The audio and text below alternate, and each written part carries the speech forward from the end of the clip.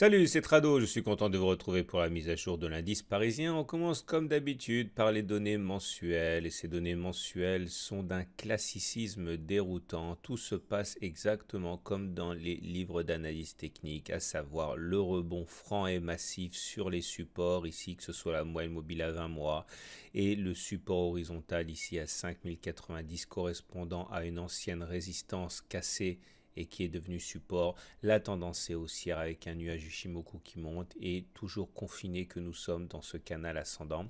Nous avons dessiné un avalement haussier le mois dernier, bougie verte qui avalait le corps de la bougie rouge et c'est ce qui explique statistiquement le fait que nous soyons en train de monter et vous comprenez pourquoi je recommande toujours aux débutants en analyse technique de se méfier comme de la peste de l'intraday, voire même du journalier, puisque quand on monte les unités de temps en hebdomadaire et en mensuel, tout est beaucoup plus simple. Regarde les données hebdomadaires. Ces données hebdomadaires font également état d'une forme déconcertante de l'indice parisien qui engrange 8 semaines de hausse. Au regard de ce qu'on a dit précédemment, ce n'est pas exceptionnel compte tenu du fait qu'on vient de faire notre retour à la moyenne mobile à 20 mois. Et il est vrai qu'en données hebdomadaires, c'est peut-être un petit peu plus déroutant de voir cette succession de bougies vertes. Mais finalement, on ne fait que sortir d'un canal globalement plat ou légèrement ascendant.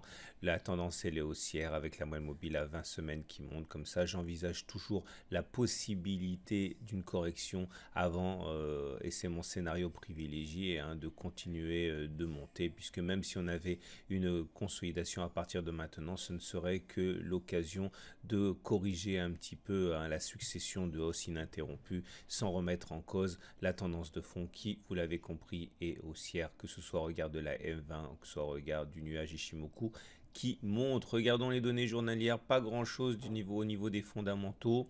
On remarquera surtout que le marché décide de regarder pudiquement ailleurs que vers l'Italie, puisque comme vous le savez peut-être, la bourse italienne a perdu 5% cette semaine.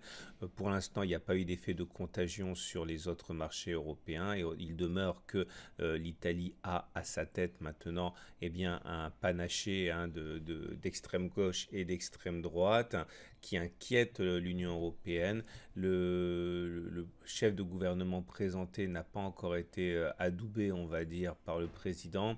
Mais c'est quelque chose qui, il est vrai, pourra être ressorti du chapeau des baissiers lorsqu'ils voudront faire baisser les marchés pour éventuellement prendre leurs bénéfices et rentrer plus tard. Pour l'instant, encore une fois, les opérateurs décident, et quand je dis les opérateurs, ce sont surtout les gros, décident de ne pas regarder dans cette direction, mais c'est clairement une cartouche à disposition des baissiers pour faire baisser les marchés le moment venu.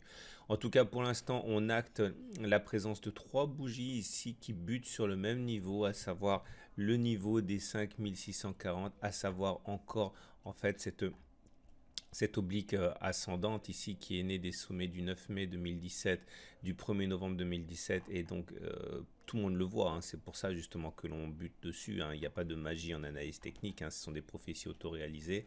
Et regardez comme les mèches hautes ici détonnent avec les mèches hautes précédentes quasiment absentes, ce qui montre bien que les plus hauts sont vendus.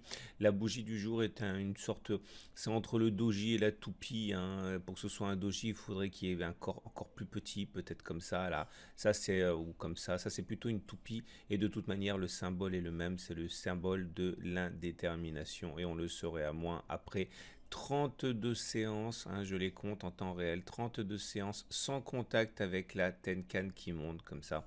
Je vous l'ai déjà dit, je suis remonté jusqu'en 1998, après je me suis endormi, mais j'ai pas trouvé en 20 ans une séquence pareille de force. Alors, verre à moitié plein, ça signifie que la conviction haussière est très très forte et pour spéculer à la baisse suite à une séquence telle que celle-là, il faut sans doute aimer le risque. Verre à moitié vide. Combien de temps peut-on encore espérer rester sur ce régime sans consolider? Si on retournait à la Tenkan, ce serait pas grand-chose. On parlerait ici d'une baisse de 0,9%. Ça se fait facilement en 2 séances. Mais en tout cas, voilà, c'est toute la difficulté qu'il y a à faire du court terme. Si vous voulez acheter maintenant, vous vous exposez à une perte de 1%. Si vous n'achetez pas maintenant, vous décidez de ne pas acheter en tendance haussière, ce qui est déjà en tant que tel sujet à, à questionnement, hein. Mais en tout cas, voilà, si on fait du plus simple au plus compliqué, la tendance, elle est haussière. Regardez la moyenne mobile à 20 jours qui monte.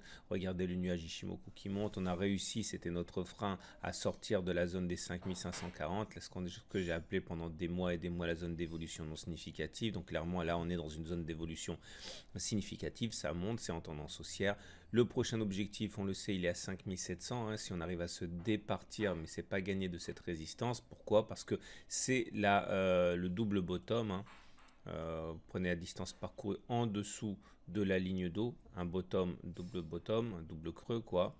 Vous reportez ça au-dessus du point de cassure, ça vous donne, eh bien, voilà, les 5690. Évidemment, hein, c'est une des figures les plus connues en analyse technique, donc vous pouvez être sûr que tous les analystes techniques la voient, celle-là. C'est d'ailleurs le carburant, un des carburants de la hausse. La marche en crabe continue et aucun signe de faiblesse au niveau des indicateurs techniques, pas plus pour le MACD qui est au-dessus de son signal que le momentum qui est au-dessus de 0.